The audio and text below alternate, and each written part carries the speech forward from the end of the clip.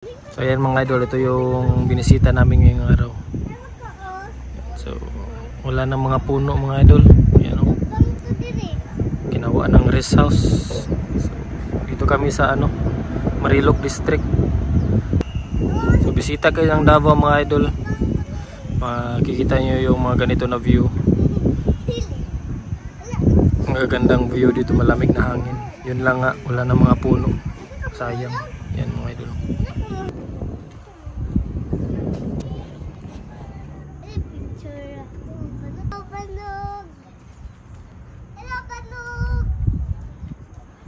Quiet sa ba? Magandang araw mga idol.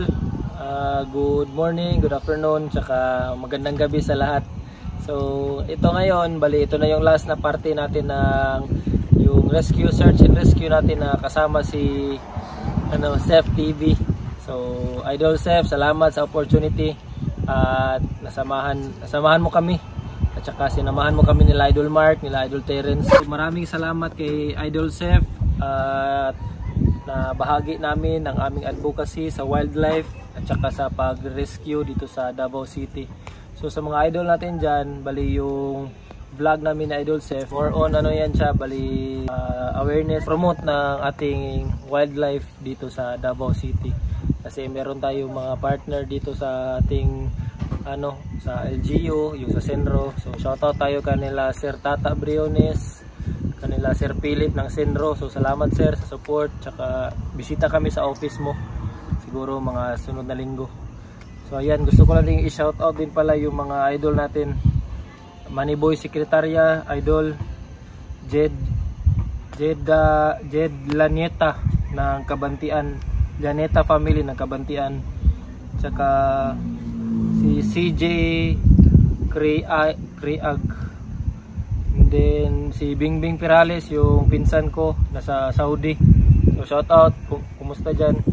Kanila Deo Tagana Vlog ng Agusan del Sur, salamat sir sa support.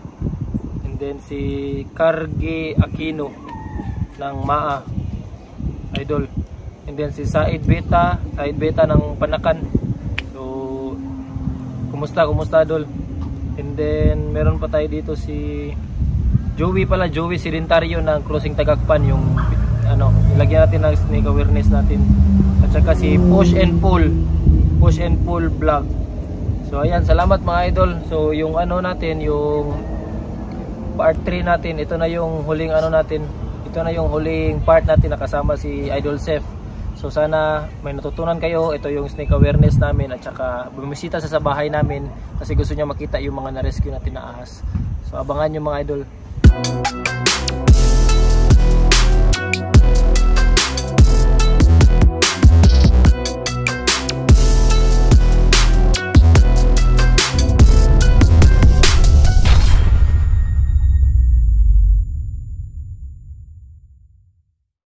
So yun mga idol, mag-snake awareness tayo kanina na Sir Dodong dito, para at least may ma-familiarize nila yung kung ano yung Samar Cobra. Kasi yung Samar Cobra parati nila nakikita dito.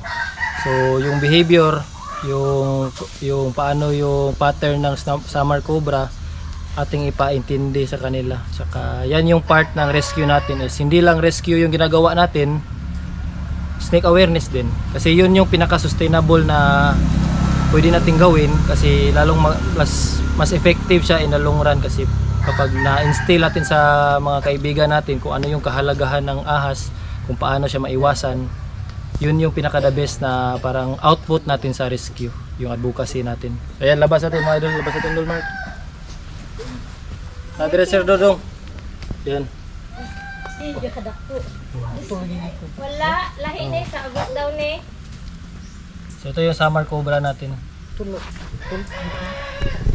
So yan mga idol, na pa siya,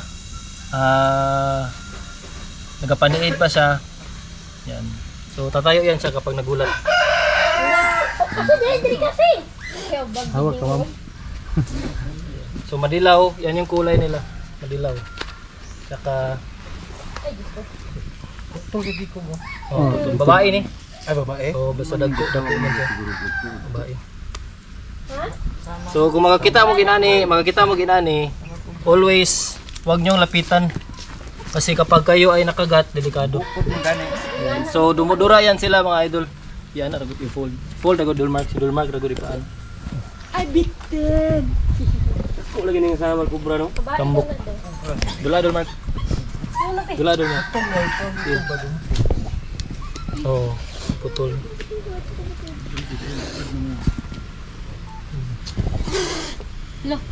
Parang pusa.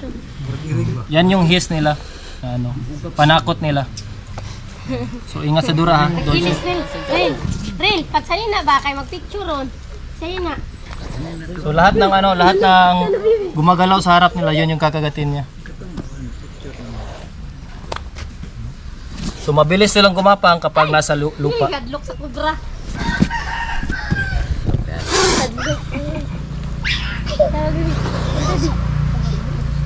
Dikit mo dun. So black and yellow. So may quick trivia na tayo mga idol. So yung venom ng ating mga venomous snakes, meron yan siyang scientific na parang purpose. So yung venom ng mga venomous snake natin mga idol, ginagawa yan siyang extraction, in-extract yun sa venom para gawin na mga cosmetics, ginagawang merong parte sa mga medicines natin.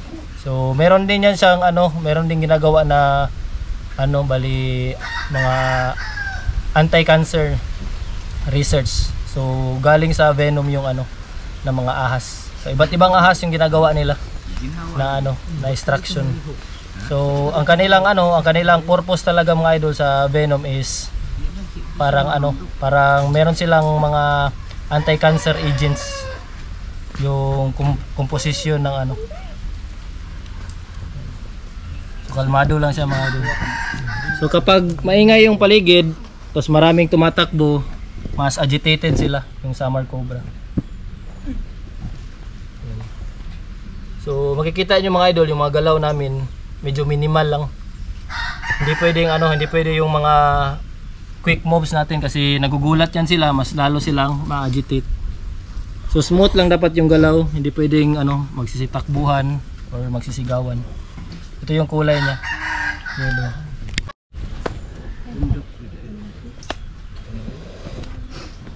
So lahat ng ano, lahat ng gumagalaw sa harap niya, yun yung kakagatin niya. So makikita niyo mga idol, napakaliksi ng summer cobra natin. Kahit malaki na to siya, medyo mataba na siya, maliksi pa rin siya. So delikado sa tao kapag naduraan, baka pwede mong ano, pwede mong ikabulag, pwede mong ka-envenomate.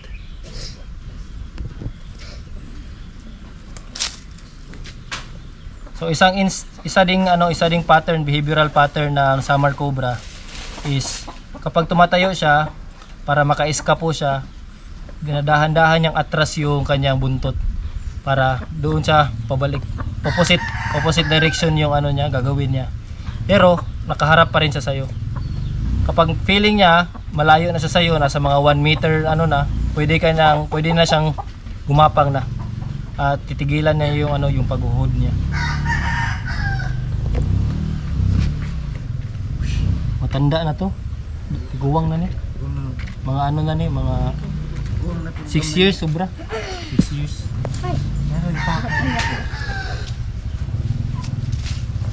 Guruin mo doon na.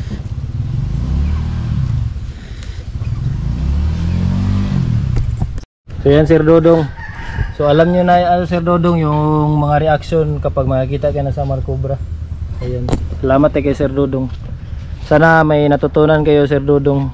So kung if ever may makita kayo na mga cobra, tawag lang. Anytime. So yan si Idol Mark.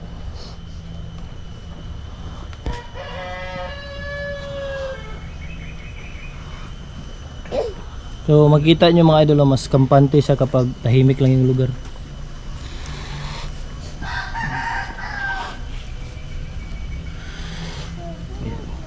Kasama natin si Idol Chef.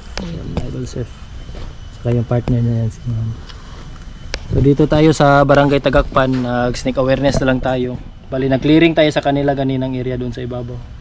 wala tayong nakita, wala tayong huli ngayon, pero yan, snake awareness pa rin tayo. Yung kasama tayo si Sir Dodong, ang mga idol.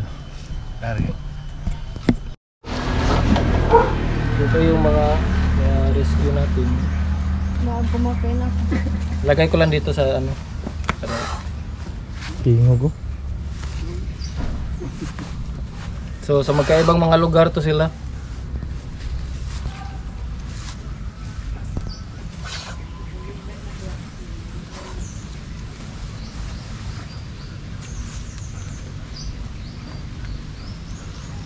Dito dapat.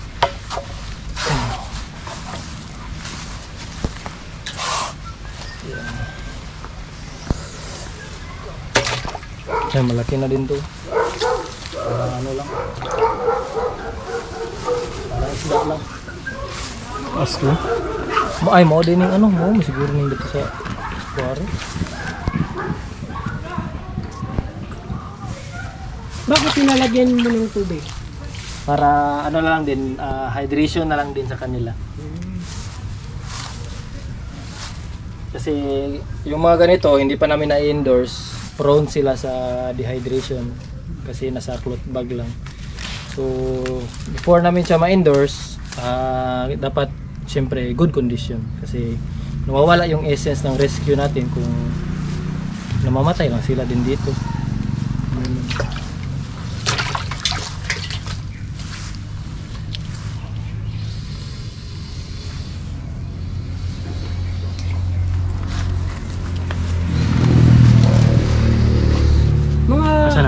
Ilang araw niyo yung na-rescue? Wala, isang linggo pa to. Last week. So ilang... Go! Salamat idol! Yan mga idol. Tapos na kami kumain mga idol chef. Yan. Busog na busog. Yan. Uwi na kami. Yan si Idol Mark. Busog na si Idol Mark. Busog na kakahuli ng ano. Hindi kasi nakahuli ng cobra to si Idol Mark. Ayan. Tapos na yung rescue natin mga idol. So pauwi na tayo. So pauwi na din si Idol Chef. Ayan sila Idol Chef. Ayan, pauwi na din sila.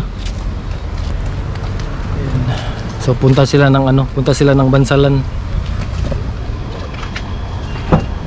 Ganito na sila. Yan mga idol, kasama natin si Idol Chef. Ayan, so papaalam na tayo. Bali alis na sila Idol Chef. So punta na din sila sa ibang destinasyon nila. So kami patuloy tayo ng rescue. Ayan, Idol Chef. Ayan, so dito nasaksihan ko kung paano silang nagre-rescue, paano silang naghahanap o hinahanap yung mga ahas na kailangang ma-rescue. Grabe, hindi man tayo naka-tsempo ngayon ng ahas, pero ang importante nakita ko kung paano yung proseso na ginagawa nyo. Siyempre, ang importante dito yung kapakanan ng mga hayop at kapakanan ng mga tao, at nakita ko yung kahalagahan ng ginagawa nyo para siyempre maiwasan yung mga snake bite, lalong lalo na dito sa Davao City. Yun. Thank you. Grabe. Sa ulitin, gusto kong masaksihan kung paano talaga nilang inuhuli yung o nire-rescue talaga yung actual. At gusto kong makita yung king cobra. Yun. Subukan natin yan sa susunod. Sunod na idol, balik si Idol Chef. Abangan nyo yung sunod natin na mga adventure. Kasama sila. Yun. Thank you. Thank you. As ma'am, thank you. Yan. Siyempre, supportahan nyo yung Dol Cobra. Yan, yung Dol Cobra team. At eto, yung channel ni Sir, subscribe nyo. Sa mga nakakilala sa akin, yung mga nakasubscribe sa akin, subscribe nyo din po etong si Dol Cobra. Ayan, Chef TV, idol natin. Thank you. Thank you.